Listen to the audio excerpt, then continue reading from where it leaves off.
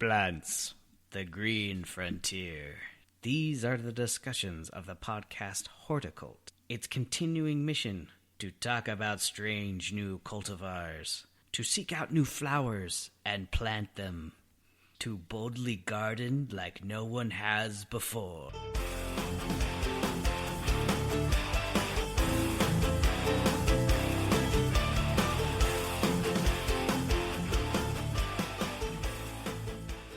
Hey everybody, this is Blaine for the Horticult. How y'all doing? On this episode, me and Brad go over our first interactions with horticulture. We both kind of found it later in life, as in we already had families outside of the typical university age, and yet here we are. So we tell our stories about that. Thanks for coming along for the ride. Let's get it on. So, we are the Horticult. I'm B-Flame. And I am B-Rad. And we are the Horticult. Cool. Yes. Let's do this, man. Plants everything. So, we just wanted to talk about freaking our first experience on horticulture. Because my background was not horticulture. Like, I was trying to date this girl. Oh, man, that's always the story. I know, right? Always the story. And she was like, Didn't work out. When you first talk to someone in school, what's your major? And I don't think I declared a major yet. So I was just like, I think I said custodial arts. If you've ever seen The Breakfast Club. Yeah. He says something about custodial arts. So he's talking about the janitor. Oh, sure. Custodial arts. I would tell people that was my major, and they just kind of look at me. Some people would get it, some people wouldn't. Yeah. And this girl, she didn't quite get it, and then she told me her major, and it was horticulture. And I think I had maybe I did declare a major, and I think it was environmental studies is what I decided to do. And so natural resources, back then at Utah State, horticulture was in the natural resources. Then it got absorbed by the agricultural college. So would that include like forestry and forestry, fisheries, any of those kind of stuff. So I couldn't narrow down what I liked. I think geology was in there. Outdoor recreation, maybe. Yeah, outdoor possibly. rec. Yeah. That one was there for sure. Yeah. It was a very small college in the university. Was natural resources, and you heard the word horticulture, and yes. your mind was buzzing, and you're just like, whoa, that sounds so cool. What is it? Well, I was just like, I asked her, I was like, what the heck is horticulture? That sounds ridiculous. Or something, Yeah. And she was just like, it's the study of plants and trees. And it's the branch off of agriculture, really, right? Right. One of her classes was mushroom identification. Could you imagine? It's probably like a 4-credit class of mushroom education. Mycology. Yeah. Well, I didn't know what that was. That sounds good. That's great. That was my first dip into that arena. Yeah. And I never stuck the big toe in, and the next thing you know, you're like, oh, that's nice. That's nice. I'm out. No, just kidding. So she was cool. I mean, I tried to date her. It just didn't work. Yeah. But that horticulture thing stuck. Yeah, I never really thought about it again for a long time. Because I was into golf, right? So turf grass. So I looked in. After I left, so I didn't graduate when I was actually at Utah State. So we left, started my life other than school. So I got a family, got a job, started doing what people do. My wife was like, "You should go back to school." I'm like, "Okay, well, I'll think about Utah State again because that's where I have all my credits. If I transfer, I'm going to lose everything." And they had all these extension services around, So I called up the extension office or called the number, and it was Donna Minch, who was the advisor. And she's like, "Oh, I got your email or whatever. Here's your schedule." Like, it was like so fast. It was like bam, bam, bam.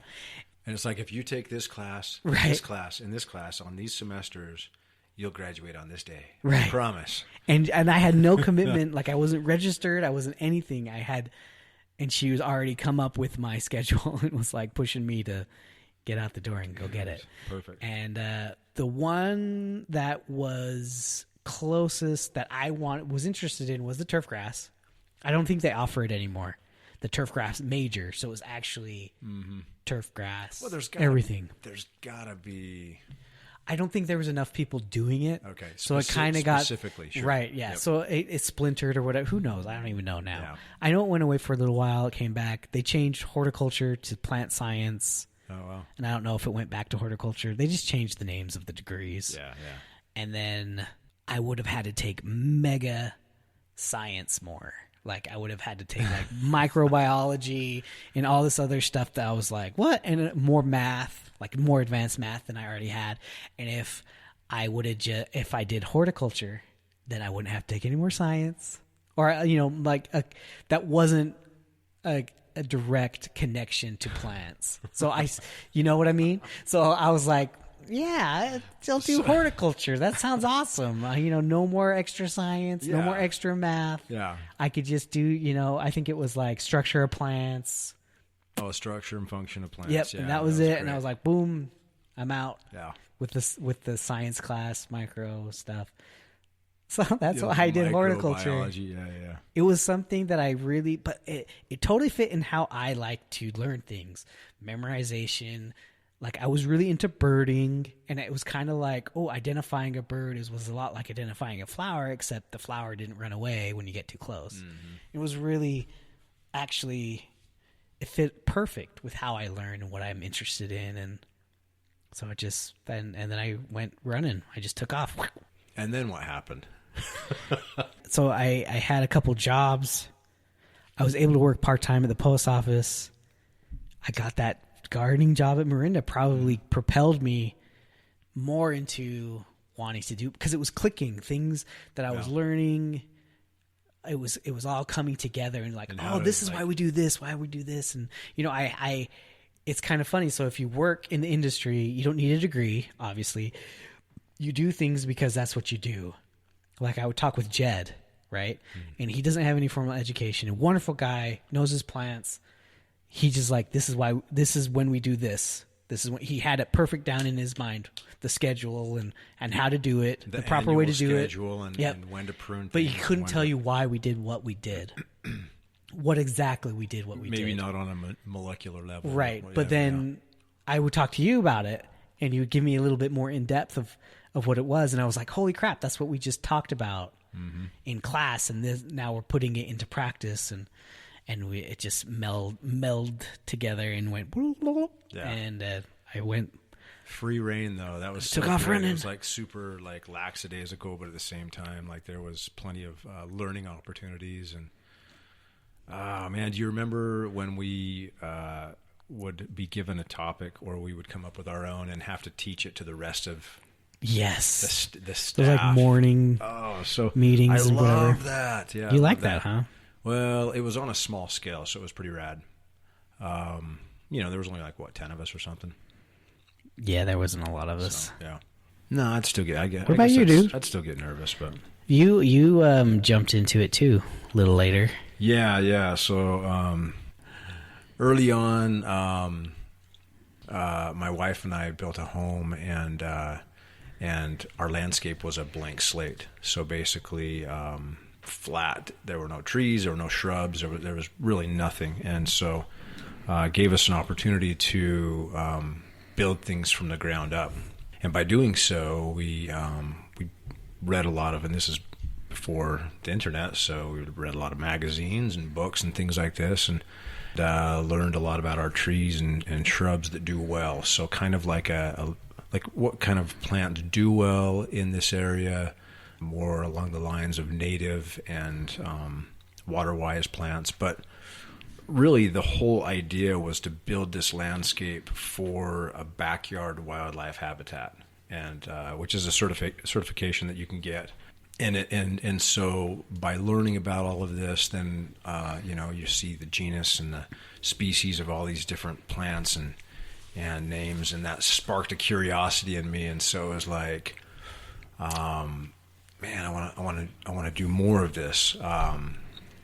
That really is what sparked things off as far as building that landscape. So we did. We built this backyard wildlife habitat, all inclusive. We took a pond class, pretty in-depth one. And so we built this awesome pond, water feature for birds and snakes and all of the other animals that come and visit.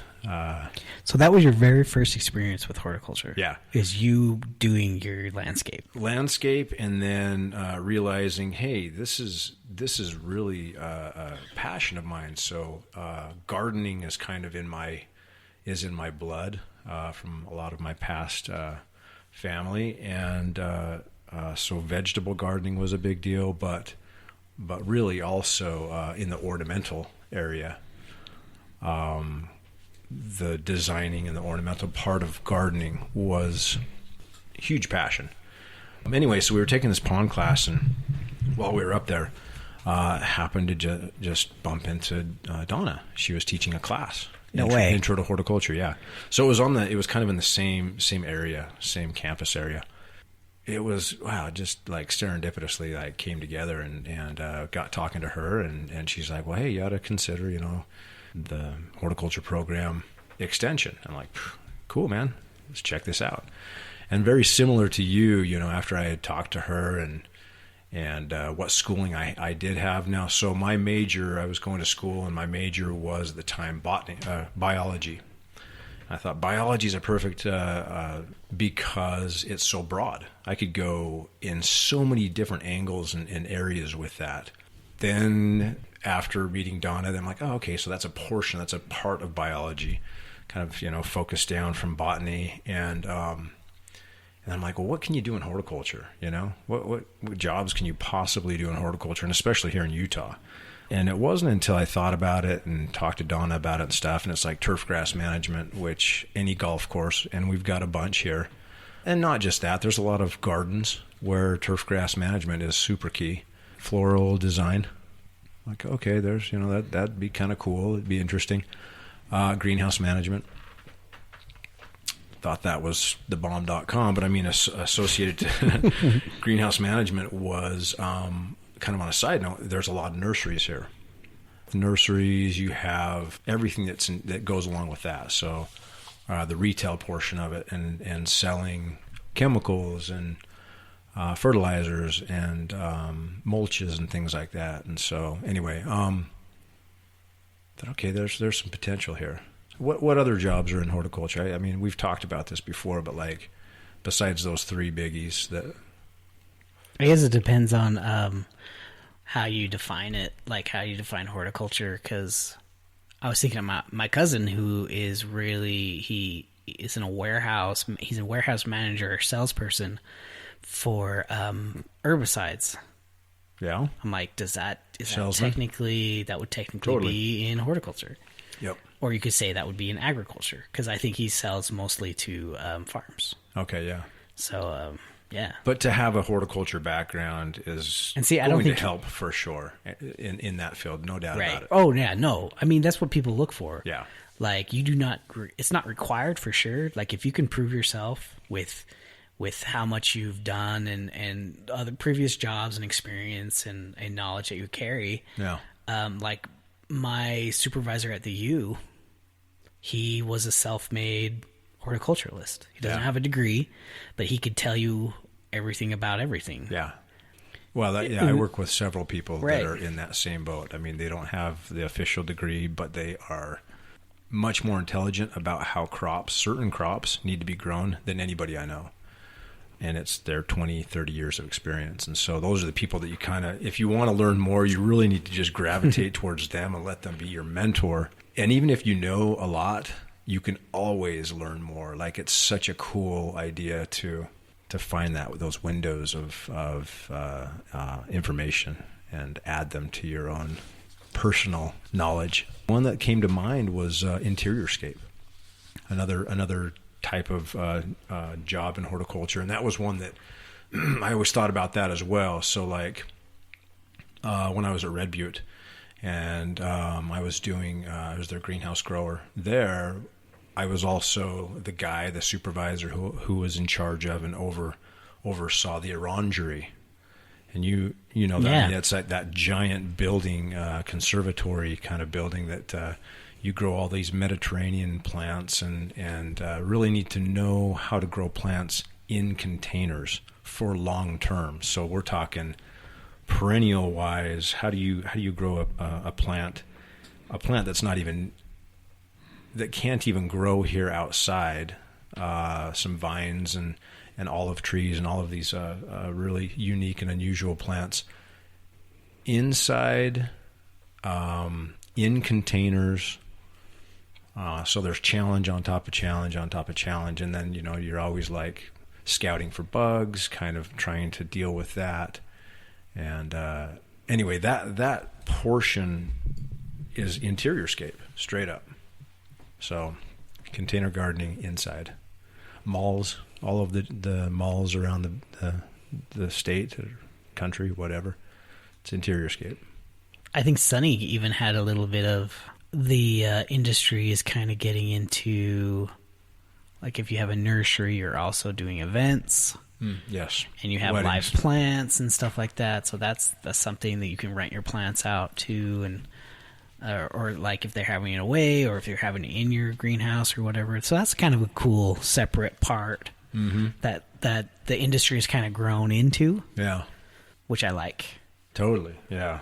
So those are some ideas. Yeah. All right. So see you later, Brad. Peace out, dude. Bye. Later. All right. Well, there we go. Sorry for the abruption. We had some technical difficulties with our live stream that time, and people couldn't hear us. So I kind of panicked and just cut it off. So you got 15 minutes of pure delight, and we cut it off for you. So this was episode number 82, First Horticulture Experience. Thank you, Brad, for coming and doing this podcast with me. Thank you, Podlings, for listening. We love you. Thank you so much. We're so grateful for you guys' listenership. Don't forget about horticult.com and your social medias. We're out there. Like us, share us, subscribe to us. It means a whole lot to us. So thank you so much. We'll see you next time. Plant on, Babylon.